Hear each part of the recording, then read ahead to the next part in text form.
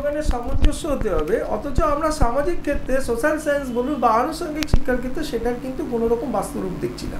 এখানে চাহিদার সাথে যোগানের কোনো সম্পর্কই নেই। মানে আমার চাহিদা আমি ইতিহাসের সর্বজ্ঞানী সম্পন্ন মানুষ চাই, অথচ সে যখন বৃহত্তর পরিবেশে পড়াশোনা করতে যাচ্ছে তাকে ম্যাথস শিখতে হচ্ছে, তাকে ফিজিক্স জানতে হচ্ছে, তাকে ক্যালকুলাস জানতে হচ্ছে, তার সাথে ইতিহাসও জানতে হচ্ছে, তাহলে তো তার মানসিক চাপ পড়ছে। এই যে ধরো একদম ঠিক, এই যে কম্পিটিটিভ এক্সামগুলো হয়, ধরো একজন কোনো একটা ম্যানেজার পোস্টের জন্য বা কোনো একটা সুপারভাইজার পোস্টের জন্য চাকরি হচ্ছে, তার কাজটা কি? সুপারভাইজ করবে কোনো একটা ফ্যাক্টরিতে, কোনো একটা প্রোডাকশনে। সে কি তার কর্মীদের কি বলবে, কি শেখাবে? যে অশোক কী করে কনকর করেছিল উড়িষ্যা, এটা শেখাবে তাদের? বা ধরো তো এই আমাদের পৃথিবীর আহ্নিক গতি বার্ষিক গতি যদি জানো তাহলে তুমি প্রোডাকশনটা ভালো করতে পারবে, এটা শেখাবে কি? শেখাবে না তো। তার মানে এগুলো সব মূর্খের শিক্ষা ব্যবস্থা, মানে এবং শুধু মূর্খের শিক্ষা ব্যবস্থা বললে ভুল হবে, শয়তানি শিক্ষা ব্যবস্থা। এটা আমাদের চাপিয়ে দেওয়া হচ্ছে, এটা গ্রেট কনস্পিরেসি। জানো না যে 1858-এ এই শিক্ষা ব্যবস্থাটা তৈরি করা হয়েছিল আমাদেরকে একটা মেশিন, শিক্ষিত মেশিন মানে অশিক্ষিত মেশিন, মানে শিক্ষার মোড়কে অশিক্ষিত মেশিন তৈরি করা। এবং আমরা কিন্তু তাহলে কি, আমরা প্রশ্ন করব না, আমরা প্রতিবাদ করব না, আমরা বিদ্রোহ করব না, আমরা একটা রোবোটিক ইয়ের মধ্যে চলবো। এই জন্যই, এবং এই ক্ষেত্রেই যেটা বলছিলাম, এটা কিন্তু সেম একসময় যখন রাজতন্ত্র ছিল ইউরোপে, তারাও তাই চাইতো এবং তারাও দেখো ওই ধরনের শিক্ষাই চালু করেছিল। কিন্তু বিনে সাইমন এই থিওরিটা করলো, বিনে সাইমন স্কেল, তারা কি দেখলো যে 0 থেকে 60 তারা দেখলো যারা জড়বুদ্ধি, 60 থেকে 100 দেখলো তারা স্বল্প বুদ্ধি, 100 থেকে 110 বা 20 তারা হচ্ছে ইন্টেলিজেন্ট। বলছে এই গ্রুপটা হচ্ছে এখান থেকে ডাক্তার ইঞ্জিনিয়ার সব হয়। কিন্তু মুশকিল হচ্ছে 120 পর থেকে 140 যারা প্রতিভাবান, এবং 140 পর 200 এরা হচ্ছে অতিমানব, শঙ্করাচার্য, স্বামী বিবেকানন্দ, এরা অতিমানব, এদের নিয়ে এখনও গবেষণা করা সম্ভব না। কিন্তু প্রতিভাবান অবধি কিন্তু গবেষণা করা যায় এবং এডুকেশনও করা যায়। তখন বললো যে তাহলে এই প্রতিভাবানদের জন্য কি এডুকেশন হবে?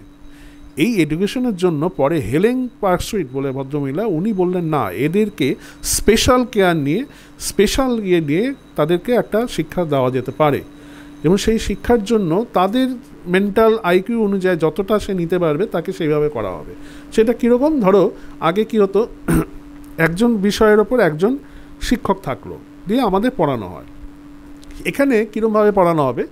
ধরো তুমি তাজমহল সম্বন্ধে জানতে চাও, তুমি ধরো সেই ডাল্টন এডুকেশনের সে একজন স্পেশাল ক্যাটাগরি, ট্যালেন্টেড ক্যাটাগরির ছেলে, তুমি তাজমহল সম্বন্ধে জানতে চাও। তা আমরা তাজমহলকেই, তাজমহল শাহজাহান তৈরি করেছিল, এই শাখা তৈরি করেছিল, এত পাথর লেগেছিল, এত বছর তৈরি করেছিল, এই পাথর, এই মর্মরে, এই তো আমরা পড়ি। কিন্তু যারা ট্যালেন্টেড তারা কিন্তু ওই ক্যাটাগরিতে যারা পড়ে এতে সন্তুষ্ট হবে না। তাহলে তাকে কী করতে হবে? ওই বই পড়লে হবে না, তাকে আগে উড়িয়ে নিয়ে গিয়ে বা নিয়ে গিয়ে তাজমহলের সামনে দাঁড় করাতে হবে, দাঁড় করাবে, দাঁড় করিয়ে এবার তাকে বোঝাতে হবে যে তাজমহল যে তৈরি হয়েছে তার পিছনে মানে সোসিওলজিক্যাল কারণটা কী ছিল, হিস্টোরিক্যাল ব্যাকগ্রাউন্ডটা কী ছিল। এবার আজ ঐতিহাসিক আসবে, এবং এই যে তৈরি হয়েছে তার জিওলজিক্যাল সেট আপটা কী, কোন মাটির, এই যে হ্যাঁ, এবং তার মধ্যে অ্যারিথমেটিক কী আছে, এই যে স্ট্রাকচার অর্থাৎ সিভিল ইঞ্জিনিয়ারটা কী আছে সেটাও সে জানবে কিন্তু, এবং তারপরে জানবে যে এর সঙ্গে জিওপলিটিক্সের কী রিলেশন আছে। তার মানে ওই একটা জিনিস জানার জন্য 4-5টা বিষয়ের এক্সপার্টকে এনে তাকে বোঝানো হবে, এবং তখন যে তাজমহল সম্বন্ধে সেই যে বুঝবে এবং যখন বলবে সেটা কিন্তু অ্যাভারেজ যে ছাত্রদের সঙ্গে একদম ডিফারেন্ট, এবং সে তার যে জ্ঞান, তার যে আইকিওলজি, এবং সেই যখন একটা কিছু লিখবে বলবে সেটা কিন্তু একদম অন্যরকম হবে তখন। তো এখন ঘটনা আছে, হ্যাঁ এখানে আবার একটা এর বিরুদ্ধে একটা মতবাদ আছে। বলা হয় যে এই ডাল্টন এডুকেশনের ইউরোপ আমেরিকাতে স্পেশাল কিছু স্কুল আছে, ভারতেও নাকি করা হয়েছিল, কিন্তু সরকারিভাবে না, বেসরকারি, মুম্বাইতে এইসব জায়গায় একটা নাকি আছে। এখানে নাকি পড়ালে ছেলেদের মধ্যে একটা এক্সট্রা ইগো তৈরি হয়, একটা সুপিরিয়রিটি কমপ্লেক্স তৈরি হয়, সেটা নাকি গণতন্ত্রের জন্য নাকি খারাপ। এবং কোন গণতন্ত্রের জন্য খারাপ জানি না, অ্যাকচুয়ালি এদেশে গণতন্ত্র কি আছে কি না আছে এটা তুমি ভালো জানো। যাই হোক, এইসব বলে ঠলে আমাদের দেশে এটা চালু করা হয়নি, কিন্তু আমাদের গুরুকুল ব্যবস্থা কিন্তু এটা বহু আগে থেকে চালু আছে, বহু আগে থেকে। সেই জন্য এই যে দ্রোণাচার্য কিন্তু বুঝে গেছিলেন যে তার যে পঞ্চপাণ্ডব কে কি পারে কে কি পারে না, এবং তার প্রতিপক্ষ কর্ণেরও কতটা ক্ষমতা উনি জানতেন। এমন একলব্য, উনি দেখো একলব্য বুড়ো আঙুলটা কেটে নিয়েছিলেন। আচ্ছা, একটা ছেলে তো তাকে দেখে ভালো তীর, তার মানে উনি কি করে বুঝলেন যে এই একলব্য আমার অর্জুনের জন্য থ্রেট হয়ে যাবে? ব্যাপারটা হচ্ছে যে এখানে যে দেখানো হয়েছে আসলে কি সমস্যাটা কোথায় জানো? আমরা তো অরিজিনাল মহাভারত পড়িনি, আমরা বাজারের যেগুলো পড়ি এগুলো সব এডিটেড। কারণ অরিজিনাল মহাভারত তো হিন্দিতে লেখেনি, বাংলায় লেখেনি, ওটা দেবনাগরীতে লেখা ছিল। সেটা আবার গণ্ডগোল আছে। গণ্ডগোল হচ্ছে সেই যে দেবনাগরী বা সংস্কৃত, সেটা আজকে সংস্কৃত না। তো আজকে আমরা যেটা পড়ি এ তো সব ব্রিটিশ এডিটেড, ব্রিটিশরা লিখেছে বা ওই রাহুল সংস্কৃতায়ন লিখেছে। তার আগে মোটামুটি যেটা প্রামাণ্য, যেটা মোটামুটি সর্বজন গ্রাহ্য, সেটা হচ্ছে পাণিনি ব্যাকরণ, পাণিনি ভাষ্য। এই পাণিনি ভাষ্য হচ্ছে ১,৫০০ বছর আগে পাণিনি লিখেছিলেন। কিন্তু তার আগে ব্যাস ভাষ্য, যার জন্য ব্যাসদেব যিনি বেদকে বিন্যাস করেন, তিনি যে ভাষায় লিখেছিলেন ওই ভাষায় মহাভারত পড়তে হবে অরিজিনাল। সেই মহাভারত আমাদের দেশে নেই, আছে জার্মানিতে আছে বা তিব্বতে আছে, যে অতীশ দীপঙ্কর নিয়ে চলে গেছিলেন। জার্মানিতে আছে, কনিগ্সবার্গ ইউনিভার্সিটি আছে, হাইডেলবার্গ ইউনিভার্সিটি আছে। সেই মহাভারত আমরা পড়িনি, এবং আমরা অরিজিনাল মহাভারতটা জানবো কী করে যে কী লেখা হয়েছে, এবং আমরা সব ডিফারেন্ট জিনিসপত্র পড়েছি। এটাও একটা কনস্পিরেসি, পার্ট অফ কনস্পিরেসি। তো যাই হোক, ওইখানে দেখতে গিয়ে গুরুকুলে একটা মজার জিনিস, আমি একটা সেমিনারে এরকম বলেছিলাম এক জায়গায় যে ধরো অনেক ছাত্র আছে, ছাত্ররা আমি বলেছিলাম যে এখানে তোমরা মাধ্যমিকে লেটার এবং স্টার কারা পেয়েছো, তো অনেকে হাত তুলেছে। আমি বললাম যে এটা যেটা যারা হাত তুললে তারা কিন্তু এটার সঙ্গে স্টিক করবে, ঠিক আছে। এরপর আমি একটা কিছু কথা বলবো। আমি বললাম যে গুরুকুল ব্যবস্থা যেটা ছিল, এই যেটা দেখতে পাচ্ছ, তার পদ্ধতি কী হওয়া যায়, আসল শিক্ষা কীরকম হওয়া উচিত। মানে রবীন্দ্রনাথ ঠাকুর একটা কথা বলেছিলেন, তার শিক্ষার সার্থকতা একটা প্রবন্ধ। মানে আমরা রবীন্দ্রনাথকে তার, হ্যাঁ দেখবে তার রবীন্দ্রনাথে আমরা কি করি, আমরা গল্প পড়ি, কবিতা পড়ি, নাটক পড়ি, এবং মেন কিন্তু রবীন্দ্রনাথকে বুঝতে হলে ভালো করে তার প্রবন্ধ, কারণ তার 9খানা ভলিউমের প্রবন্ধ আছে, প্রবন্ধগুলো সব পড়তে হবে। এবং শিক্ষার সার্থকতা একটা প্রবন্ধই আছে ওখানে। উনি একটা খুব স্পষ্ট বলে দিয়েছিলেন, ও দুর্দান্ত কথা। উনি বলেছিলেন যে প্রয়োগহীন পাণ্ডিত্য হচ্ছে মূর্খতার নামান্তর, বলে শিক্ষাকে বহন না বাহন করো। এইখানেই হচ্ছে আমাদের শিক্ষা ব্যবস্থা সবচেয়ে ড্রব্যাক। আমরা শিক্ষাকে বাহন করতে পারি না, বহন করে নিয়ে চলি, যার কোনো অ্যাপ্লিকেশন নেই, কোনো প্রয়োগ নেই। শিখে রাখলাম কিন্তু কোনো প্রয়োগ নেই। প্রয়োগ কী করো, আমি তো ক্লার্ক হব, বড় যে এক্সিকিউটিভ অফিসার হব, তারপরে না গেজেটেড হবো, সারাদিন সই করবো সারা জীবন। আমার কাজ কি, সারা জীবন সই করবো, আর এই ফাইল সই করা, এই ফাইল সই করা।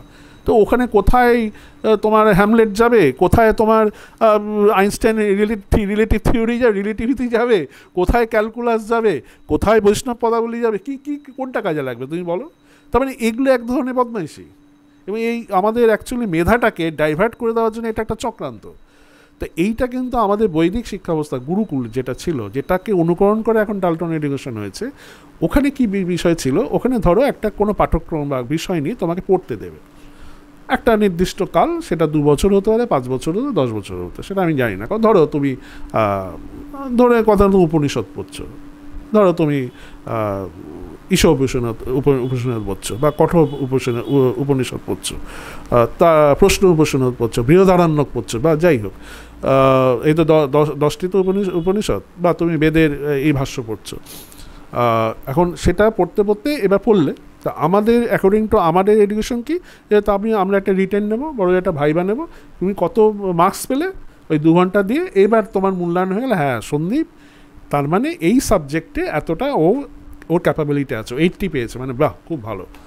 কিন্তু আমাদের অরিজিনাল যে শিক্ষা ব্যবস্থা হওয়া উচিত তাতে ছিল মাত্র 30%। মানে এটা আমার গুরু আমাকে বলেছেন, কারণ উনি তো প্রাচীন আদি পুঁথি পড়েই রিসার্চ করে বার করেছিলেন। মানে ডক্টর চিত্তরঞ্জন বশিষ্ঠের কথা বলছে এই প্রাচীন আমাদের যে ভারতবর্ষে অরিজিনাল যে শিক্ষা ব্যবস্থা ছিল, তার নিয়ম ছিল মাত্র 30% নাম্বার দেওয়া হতো লেখনির জন্য বিষয়টা, আর 20% দেওয়া হতো ভাইবা, একটা আলোচনা হতো, মানে অনেকটা গ্রুপ ডিসকাশন, মানে অনেক পণ্ডিত স্কলাররা বসে এবার তাকে নানা রকম প্রশ্ন করতো, দেখতো।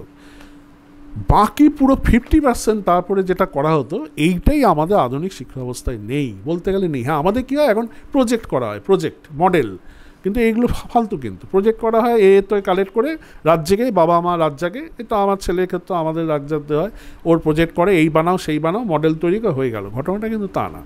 ঘটনাটা হচ্ছে, ধরো তুমি বাংলা বা সাহিত্য নিয়ে পড়েছো, বাংলা নিয়ে তুমি গ্র্যাজুয়েশন করতেছো, স্নাতক করেছো, তা তোমার 50 মার্কস অলরেডি তুমি পেয়ে গেছো লেখা এবং ভাইভাতে। এইবার ধরো লিখলে, তুমি যা যা পড়েছো ঠিক লিখেছো, আর ভাইভাতে তোমায় যে তুমি কোন সাহিত্যিকের নাম বলো, কী পড়েছো, উপন্যাস কী পড়েছো, গল্প প্রবন্ধ তুমি বললে, ঠিক আছে, আমরা স্যাটিসফাইড দিয়ে দিলাম। এইবার আসল খেলাটা হচ্ছে গুরুকুল শিক্ষা ব্যবস্থায়, যে এইবার তোমাকে একটা টাইম দেওয়া হবে, ধরো সেটা 7 দিন হতে পারে, 15 দিন হতে পারে।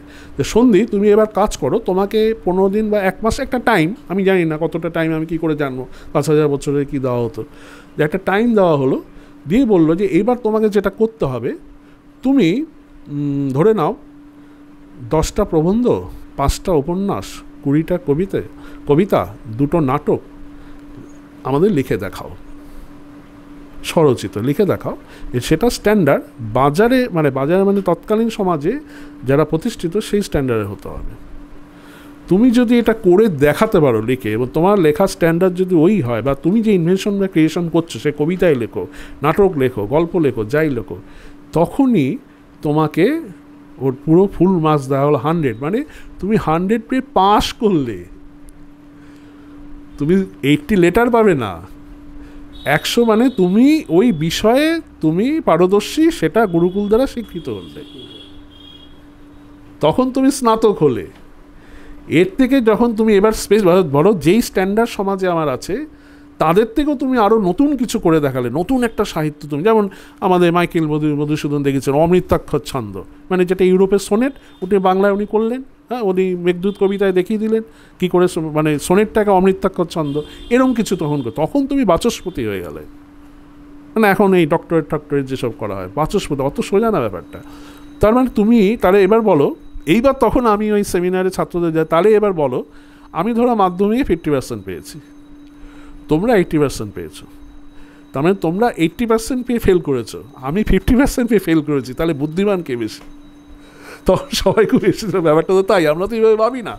অ্যাকচুয়ালি যে 80% পাচ্ছে সেও ফেল করছে, যে 40% পাচ্ছে সেও ফেল করছে, কারণ পুরো সিস্টেমটা তো, তুমি ওতে 80% পাওয়ার 90% কোনো ভ্যালু নেই, ভ্যালুলেস, কোনো প্রয়োগ নেই। তো প্রয়োগটা কি, অ্যাপ্লিকেশনটা কি? এই যে আমরা পড়াশোনা করছি গ্র্যাজুয়েশন অবধি, তা প্রয়োগ 1% না। তারপর তো নয় আমি ওই কোনো একটা ফার্মে গিয়ে কাজ করব, কিছু অ্যাকাউন্টস মেনটেন করবো, নাহলে টুকটাক কয়েকটা ওই ফটোশপ খেলা করবো, আর নাহলে এখন আইটি ওই সোর্স এই তো করবো, এই তো কাজ। হ্যাঁ, আবার কিছু ইঞ্জিনিয়ার হবে, আসলে ইনস্ট্রাকশন দিয়ে দেবে ডিজাইনার, এবার সাইটে গিয়ে ওইটা করো, এই তো কাজ।